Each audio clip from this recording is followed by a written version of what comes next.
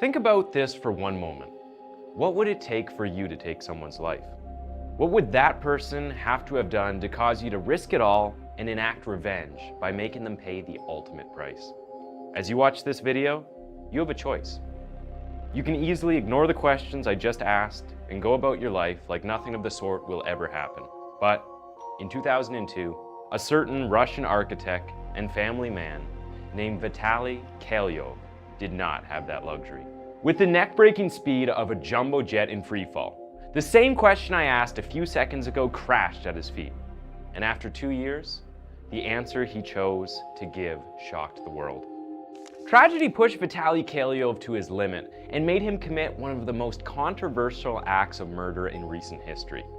A murder that split public opinion in two distinct factions, with polar opposite answers to this particular question.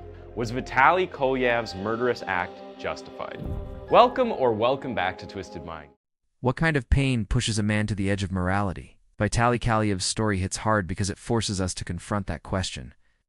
A loving father and husband reduced to a man haunted by loss, it's a tragedy that feels almost too heavy to process. As we dive into his life, I can't help but feel a knot in my stomach, wondering how I'd cope with such a blow. His story isn't just about revenge. It's about a system that failed him and a heart that couldn't bear the silence. Asterisk.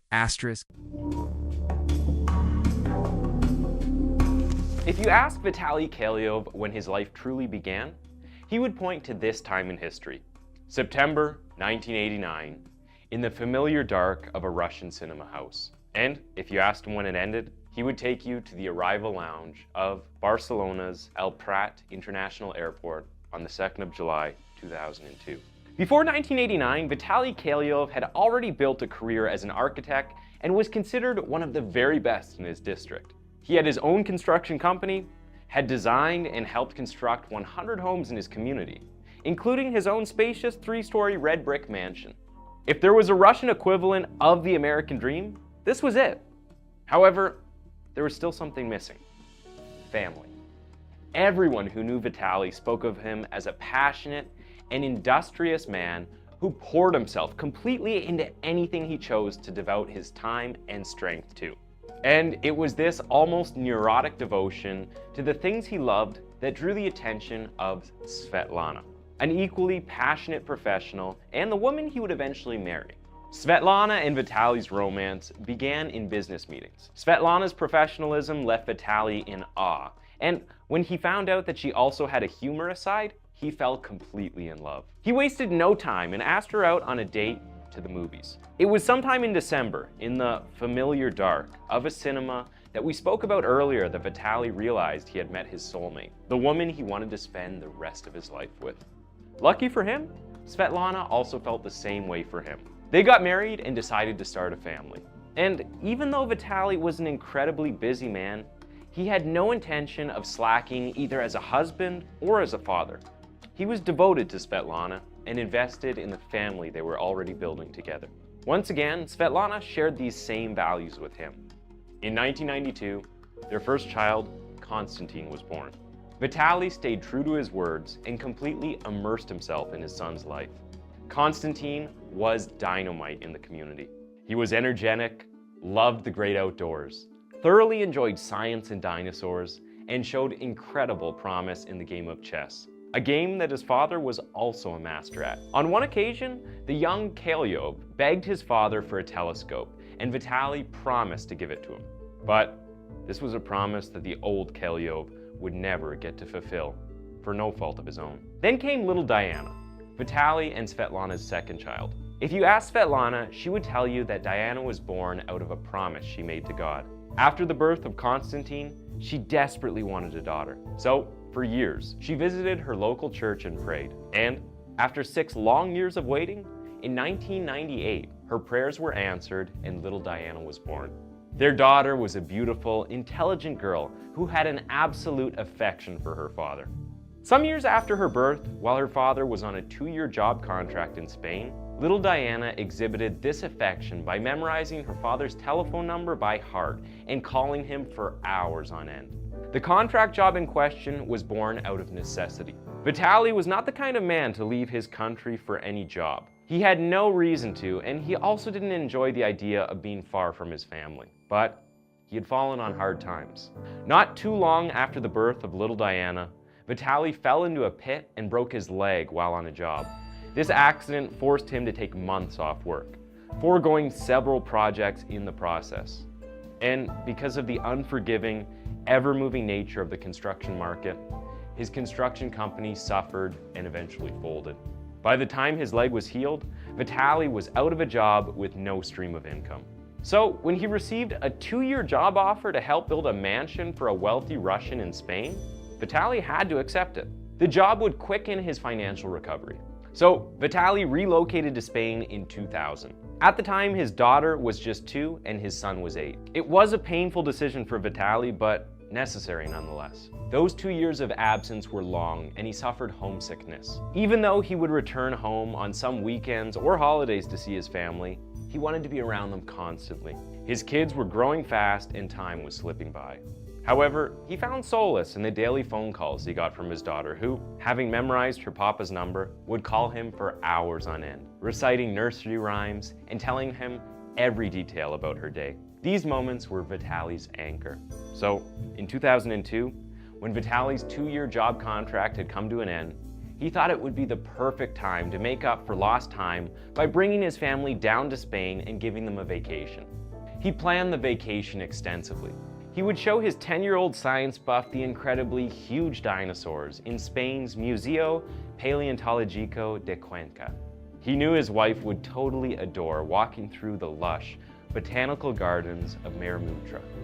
And his daughter, he knew all.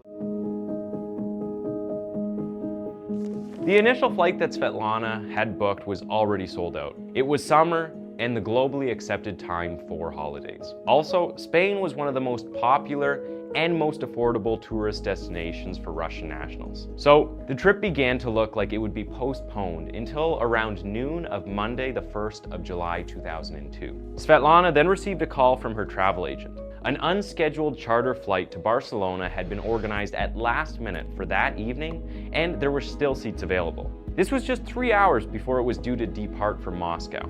For Vitaly and Svetlana, this was a last-minute miracle, and they expected it to be a routine flight like every other flight they had taken before. So Svetlana bought 3 tickets for herself, Konstantin, and little Diana on Bashkirian airline flight 2937, a Tupolev Tu-154 passenger jet.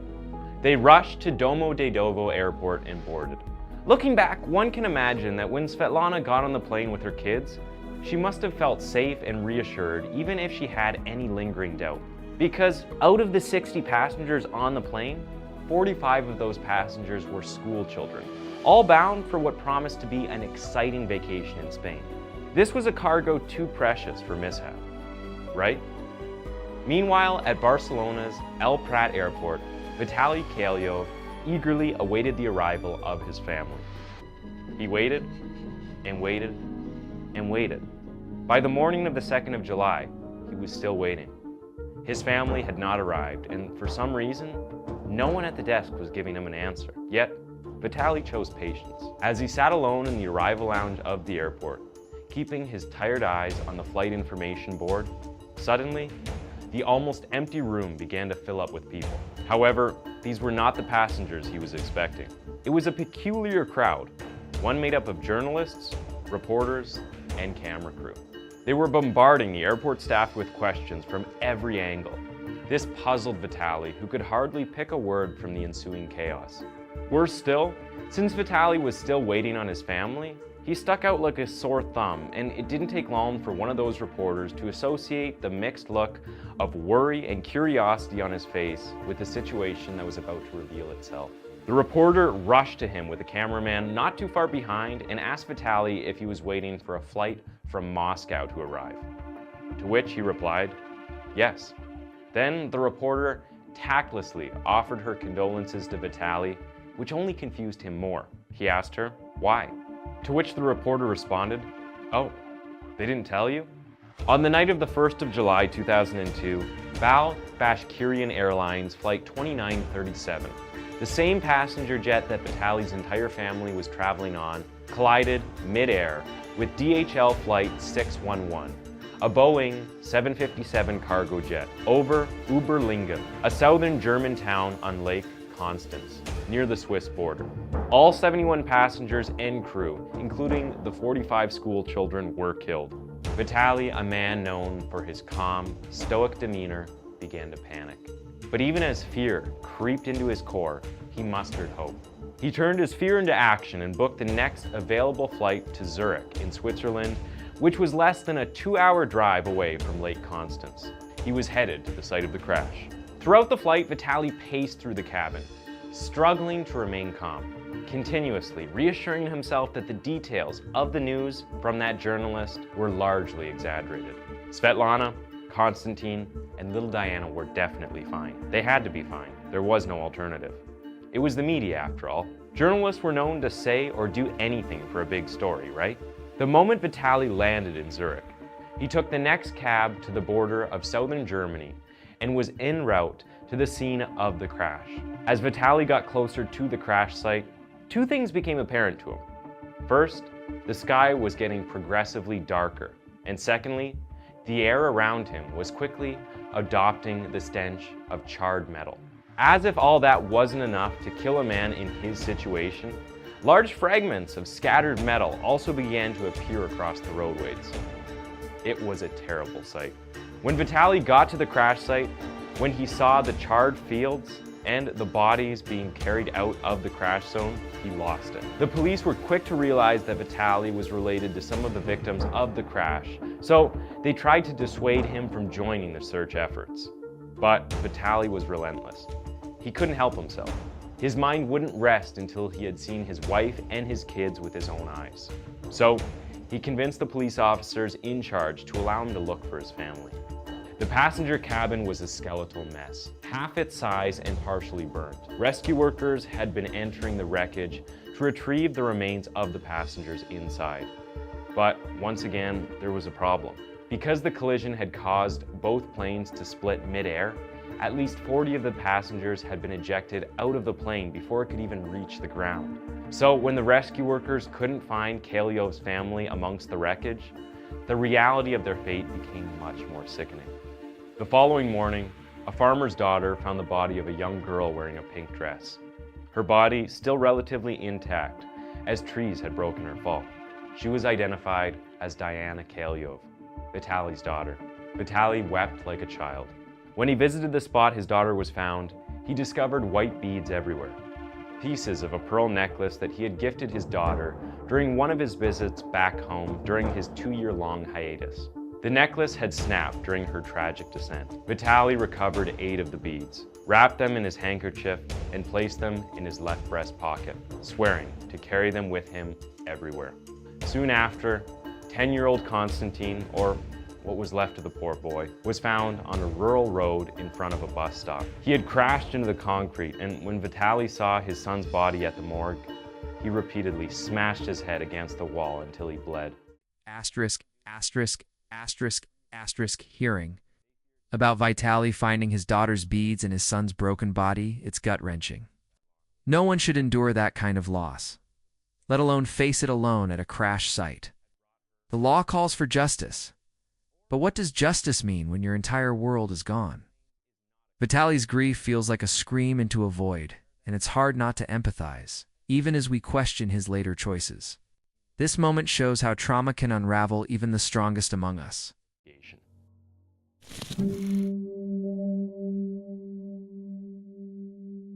Unsurprisingly, the primary assumption was that one of the pilots must have somehow lost control mid-flight and directed their plane into the other. However, after post-mortem examinations of the Tupolev and Boeing crew members were done, they found nothing that indicated that any of the crew members suffered from any pre-existing afflictions, physiological impairments, or psychological illnesses that may have contributed to the crash. So they conducted tests for the presence of alcohol, medication, or other drugs, but these also produced negative results in all cases.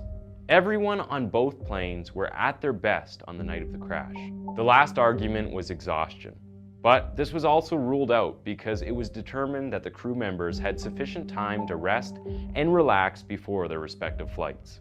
So what about non-human factors like weather? Well, the German Meteorological Service reported that the weather on the evening of July 1st was unremarkable, characterized by scattered clouds with slight to moderate rain. The crew from some of the aircrafts that flew above southern Germany that same evening reported seeing stars, clearly, which indicated that visibility was mid. However, at the time of the collision, the moon was in its waning phase and had not yet risen.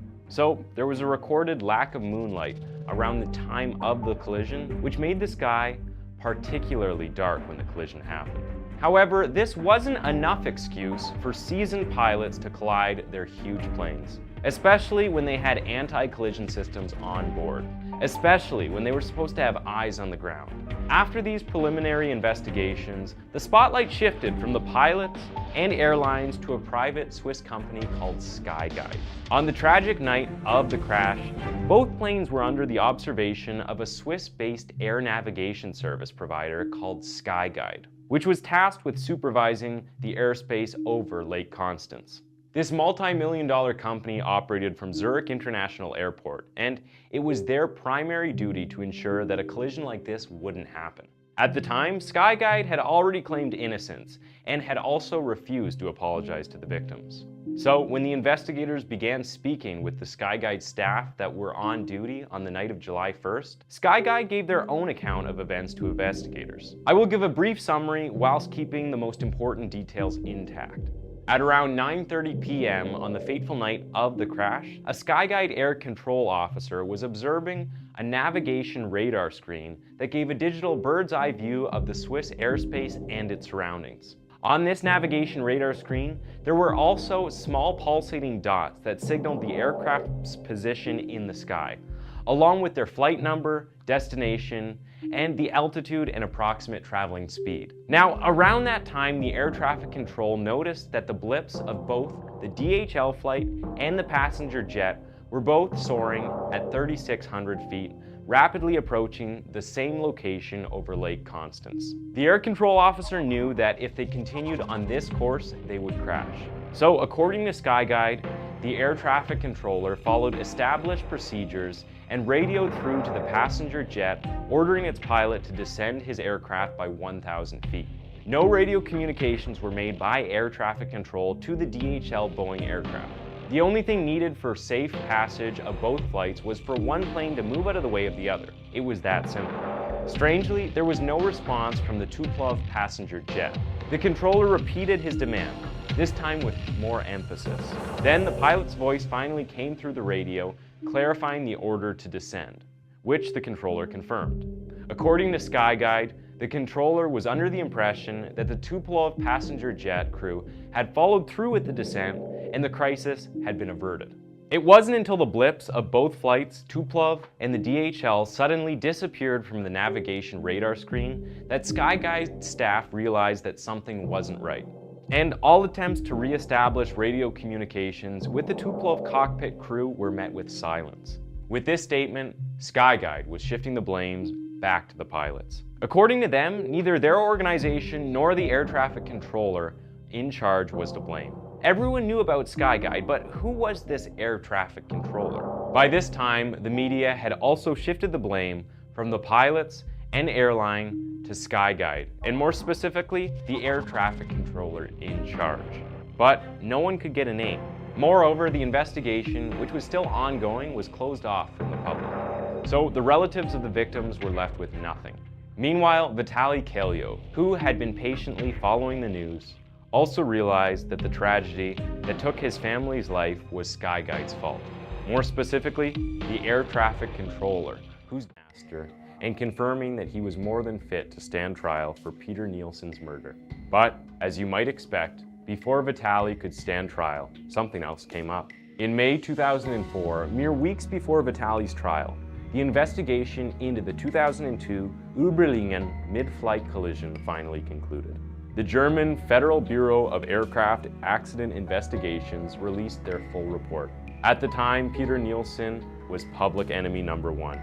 He was the face that everyone, including the relatives of the victims, blamed for the tragedy. While some didn't agree with Vitaly's methods, almost everyone agreed that he had met a just fate at the murderous hands of Kalyov. But with the investigation complete, everyone's perception of the truth was about to be turned on its head. So, what actually happened on the tragic night of July 1st, 2002? That fateful night, at exactly 5:50 p.m., Peter Nielsen clocked in, reporting for duty at SkyGuide's Air Traffic Control Center in Zurich International Airport. Late shifts often saw reduced air traffic with very few aircrafts passing through Swiss airspace. So, SkyGuide stationed only 2 air traffic control officers on duty that night, Peter Nielsen and an unnamed colleague. And they were seated several feet apart at separate workstations, dutifully observing their radar screens. Now, this is where things began to go wrong. At around 9 p.m., Peter's unnamed colleague decided to take a lengthy break. Essentially, he left to take a nap in the staff lounge. This act often saw him return in the early hours of the morning, leaving Peter to work alone through the night. Now, was this legal? No. Did it go against any international aviation regulatory laws? Definitely. But was it overlooked by both SkyGuide and the international regulatory body? Yes. 10 minutes after Peter's colleague left to take a nap, some authorized technicians stopped by Peter's workstation and informed him that they had scheduled maintenance work on the control tower's radar equipment. This task would take 6 hours, which practically meant that they would be working all night and it would require telephone systems to be shut down. This kind of intrusive maintenance work was necessary to ensure that there weren't any accidents during the busy days. The gravity of this intrusive maintenance work was easily outweighed by the implications of what would happen on a busy day if these technicians didn't get to work. So Peter was forced to comply. However, Peter was not fully aware how many technical features would go offline as the technicians conducted their maintenance work. Nor would he have known the emergency that was going to come knocking in a few hours. At 9:25 p.m., Peter received radio communications from the pilot of Aero Lloyd Flight 1135, which was coming in to land at the Friedrichshafen Airport. Friedrichshafen is a German city on the northern shoreline of Lake Constance. This flight was scheduled to land earlier, but there had been unforeseen delays that caused it to run late. To monitor this aircraft, Peter had to move away from his own radar screen and went to his colleague's unmanned workstation, where he switched the screen to display the airspace over Friedrichshafen Airport. At this time of night, the runways of Friedrichshafen were closed. This meant that Peter would have to phone the airport to obtain clearance for the aircraft to land outside of their operating hours. But there was a problem. The ongoing maintenance work meant that Peter's phone was temporarily out of order and that he wouldn't be able to make the call. Suddenly, Peter received radio communications from a new aircraft entering Swiss airspace. It was the pilot of Bashkirian Airlines Flight 2937, the same Topolov passenger jet that Vitaly's entire family was traveling on. The Topolov pilot radioed SkyGuide's Area Control Center, identifying his aircraft and detailing his flight altitude at 36,000 feet. Just as Peter returned to his own workstation to acknowledge the Topolov flight, he was immediately interrupted by the Aero Lloyd crew, who were a little impatient and determined to land as they made their final approach into Friedrichshafen. Now, Peter hadn't yet made contact with the Friedrichshafen airport, so the plane didn't have clearance to land. Peter wasn't new to juggling multiple flights at once. What made his situation unique was the added pressure of working alone, the non-functional phones, as we have just mentioned, having to physically move between 2 radar screens, and his colleagues. Unsurprisingly, Peter was quickly becoming overwhelmed. So he focused on what he deemed the most important task at hand, which was ensuring the safe landing of the Aero Lloyd aircraft. Over the next few minutes, Peter attempted to call Friedrichshafen Airport twice, but it didn't work because his phone lines were still down. Peter radioed through to the Aero Lloyd cockpit and explained that he had no phone connection and requested that the crew contact the airport directly. The pilot responded in the affirmative. Meanwhile, at Karlsruhe Airport in southwestern Germany, an air traffic controller had spotted danger on their radar screen. 2 aircrafts were approaching the Germany-Switzerland border, both cruising at 36,000 feet. One was northbound, the other moving westbound. Within minutes, the flight paths of the Bashkirian Airlines Flight 2937 and a DHL cargo flight DHL 611 would intersect over Lake Constance, resulting in a collision. However, since this particular section of airspace was under SkyGuide's jurisdiction, international air traffic rules prevented the controller at Karlsruhe Airport from directly communicating with either of the aircraft's pilot. Instead, the controller phoned SkyGuide Area Control Center in Zurich to warn them of the impending crisis. But they couldn't get through because SkyGuide's phones were still down. At this point, Peter Nielsen had finally sorted out the aeroloid flight on his colleague's radar screen. He returned to his radar when he immediately noticed that flights BTCC 2973, the Tupolev passenger jet, and DHL 611, the cargo jet, were on a collision course. They were rapidly approaching the same location over southern Germany and were both flying at the same altitude. Immediately, Peter radioed through to the Tupolev pilot, ordering him to descend. What he didn't know was that the built-in traffic collision avoidance system, often called TCAS, of the two planes were already rectifying the critical situation. While Peter was instructing the Tupolev to descend, its TCAS equipment was instructing it to ascend. And the TCAS in the DHL cargo jet was instructing its pilot to descend. If the Tupolev pilot had ignored Peter and obeyed his TCAS, the collision would have been averted. Meanwhile, the DHL cargo jet couldn't reach Peter because his lines were down as a result of ongoing maintenance. Frankly, it was a terrible mess. In the heat of the final moment, Peter told the passenger jet that the DHL flight was in the 2 o'clock position, when in actuality, it was in the 10 o'clock position. So the Tupolev passenger jet, trusting Peter over his TCAS equipment, initiated the descent. Peter felt that he had finally averted the crisis and was about to lean back when the aeroloid cockpit crew radioed in with confirmation they had made contact with Friedrichshafen Airport and had received permission to land. So Peter moved away from his workstation to his colleague's radar screen to monitor the landing. 30 seconds later, at around 9:36 p.m., Peter returned to his radar screen and witnessed the blips of the Tupolev passenger jet and the DHL cargo jet suddenly disappear from his radar screen.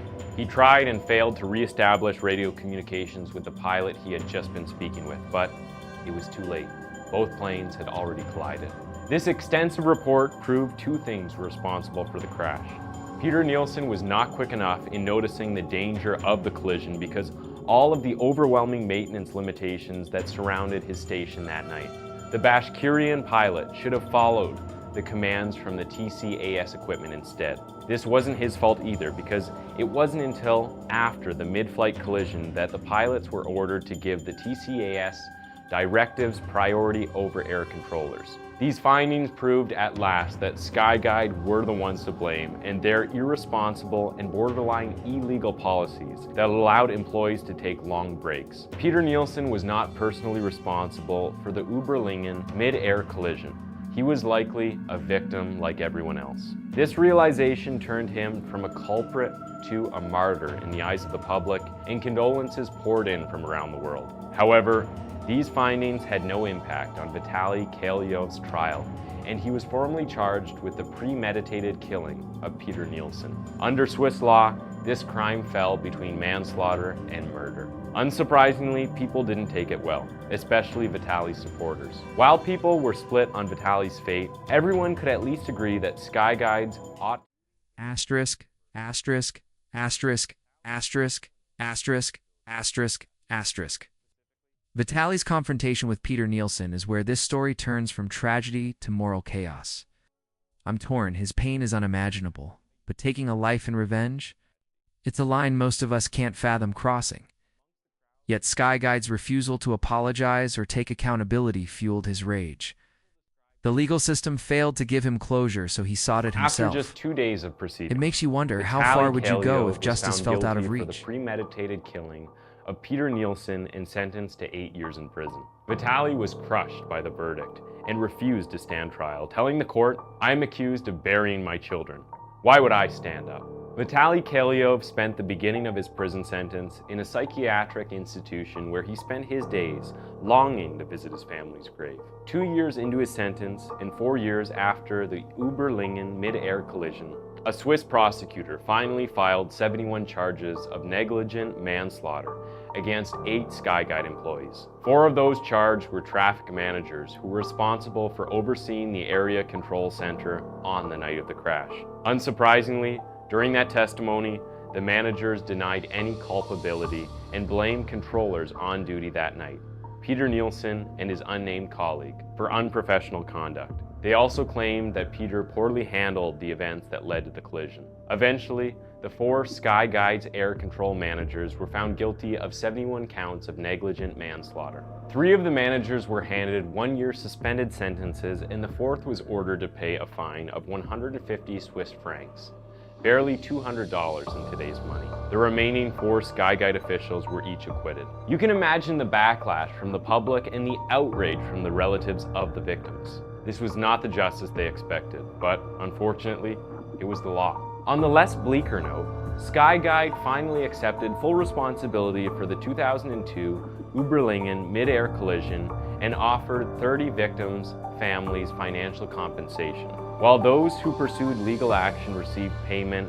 in an out-of-court settlement. The Swiss president at the time offered an official apology to Russia on behalf of his country. The German government also apologized for handing a privately managed Swiss company control over a portion of their own airspace. Meanwhile, Vitaly Kalyov was transferred to a medium security prison where he was treated to a hero's welcome by most of the inmates for his brave act of revenge. The Russian government lobbied for Vitaly's release, and on November 8, 2007, after serving just 3 years of his 8-year sentence, Vitaly was released and returned to Russia, where he was welcomed as a hero by a crowd of supporters. Vitaly returned to live in his 3-story red brick home and was named Man of the Year in 2008 by journalists in his state.